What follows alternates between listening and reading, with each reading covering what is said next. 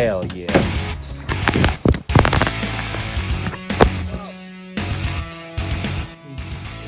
Holy shit, I did not see you guys there. How long have you been sitting there?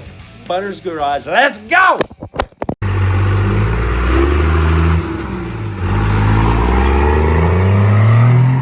Butterz! Butterz, where are you?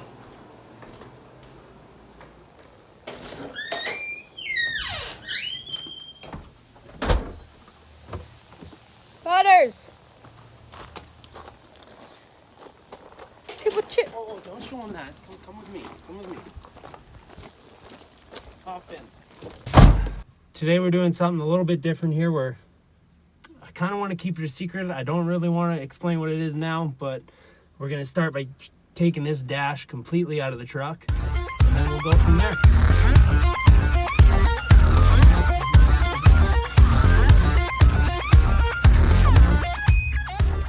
We literally decided to record this on the hottest day of the year. Oh, it is hot out here. What you dipping today?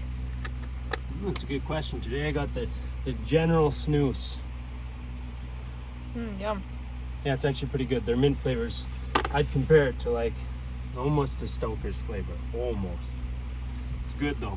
Still, okay, this so I still have to cut all along here.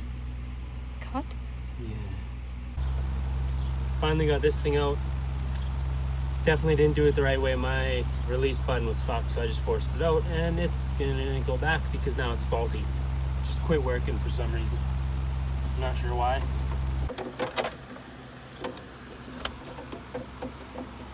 Me and headlight switches have never got along. Brand new switch. No clue why it quit working. So basically, to get this out, you either remove the windshield, which I didn't want to fuck with and I was told not to fuck with, so you just feel along the bottom here. You don't need to come closer, just feel along the bottom, then you'll feel the screws. Just cut a little V notch where each screw is, and then there are 5/16. This 5/16 is going to help you out a lot because I just spent about 30 minutes Googling trying to figure this out. And figuring out I need a wrench because the sockets ain't going to fit me.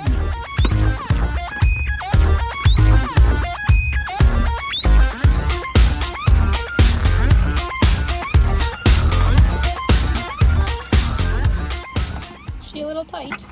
No, it's loose as shit. It's coming though. My fat fucking fingers can't get in there to pull one freaking screw out. Like, I really wish they gave me the ones with Phillips in them. Apparently, these can either be Phillips or 5/16, so I really wish I had the Phillips ones. I'd be done. Can't seem to get that one out. Ah.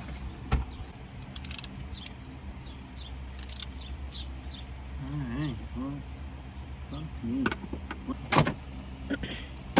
You don't need to worry about scraping the dash.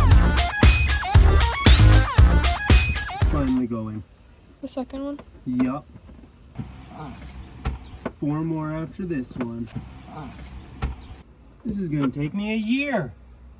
The speed it's going. Oh my gosh, gosh, gosh. Knife? I need a knife. Oh, there's a knife. Fucking whirly birds. How am I gonna get this through that little hole?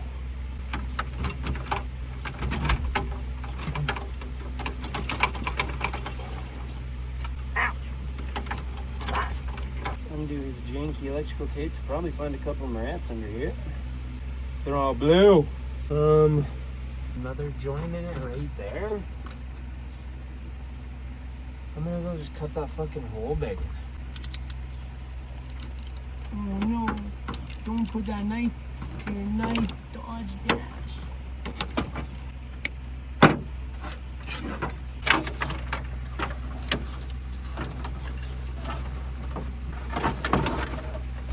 So I guess it looks a little bit different in here, eh? We got the whole dash finally removed, and now we're gonna start fitting the new dash in here. No, it's not the same dash going in here, but what that is gonna be a surprise until it's in here, sitting and done, or almost done anyway. We'll do the last few connections with you guys, but we're gonna clean up some of this wiring, because if you look at this, this is unacceptable. We'll be back in a couple minutes. For you guys, it'll just be a second or two.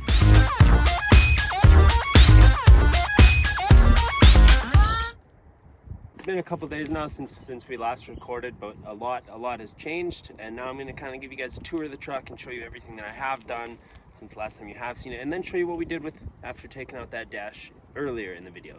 Come with me and I'll show you everything that I've done.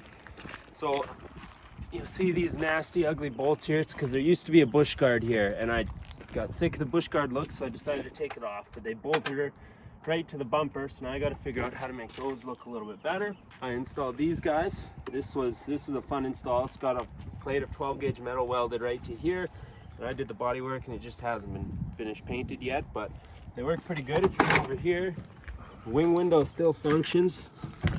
I think you still have your wing window functioning. It doesn't open all the way, but it opens enough that it still functions.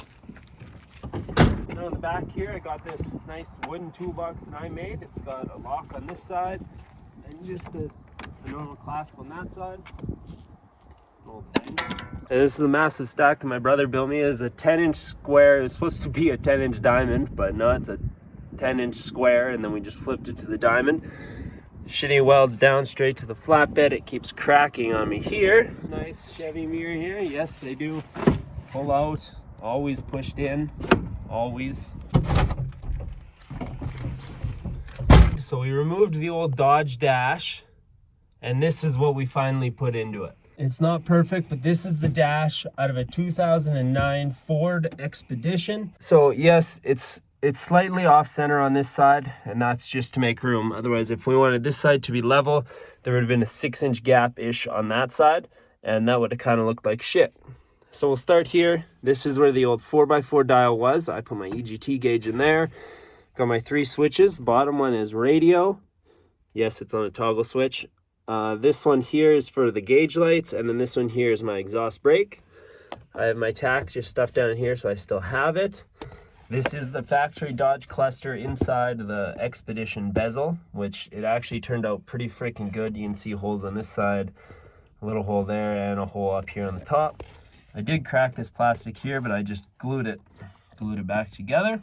This vent, I could not get the ducting to work on that, so we did lose one vent, but more air comes out of these 3 vents than came out of the Dodge ones anyway. If you look down here, I've got the stock headlight switch, just goes into here. Yes, that's pushed in all the way. I couldn't make it mount any better, which was kind of shitty. Got my boost gauge here. I can't remember what this dial was for, as it wasn't in here when I picked up the dash from the wrecker. But you can see whoever took it out took a fucking number on the dash. So this just has a plexiglass ring cut, and then this goes through that plexiglass ring. Back here in the center, we have the original Cummins and 4x4 thing, so my wait to start light and low fuel light and everything still works. This just has a plexiglass surround around that as well. And then my single DIN touchscreen radio that was in the Dodge before. The factory Dodge heating controls, which all still work. This switch hasn't worked on me in a while, so this is my fan switch. Straight power to that as well. This, I had to trim out all of this space in here to make the shifter actually work. You can still see like an unplugged wiring harness here from the heater that I don't need plugged in because it doesn't do shit anymore. And yeah, you can pretty much see what I did. I mean, it looks pretty good. The glove box and everything works. The fitment in here isn't perfect. No airbags behind here because the Dodge never came with airbags. 12-volt plug does work. Little spots here where the column would have came down and attached. Those are just a piece of plexiglass in there to seal that up. As you can see, it's not perfect, but it works. And I just have my digital speedometer mounted to that. Works pretty well. We have one exposed bolt on each side. These I had to cut out the vent as well because obviously we'd lose 8 inches in depth for this Ford dash to work. So the vents would have actually been like way up there. But yeah, I had to cut these to make those work. And the whole reason I really wanted to do this dash was to get some storage up there. And that's finally in there. Now I do need to add some braces down in here as it shakes a little bit when you hit washboard on grid roads and such. But yeah, other than that, the new dash is in and I think it looks pretty freaking good. Yeah, the Dodge Pierce will hate me for putting the Ford dash in here, but I've already got the Ford seats, Ford dash, Dodge truck with the Chevy mirrors. So We've kind of coined this truck Swamp Water because it's a little bit of everything. Before I end this video, if anybody, I'm looking to get a decal made for the whole top of my windshield from side to side. So if anybody who's watching this is a graphic designer or whatever, who can write me up what I want and then get it printed on a decal, please message me and I'll get back to you and we'll get this figured out. So hit me up. Thanks for watching the video, guys. Peace. 2, 3, 4.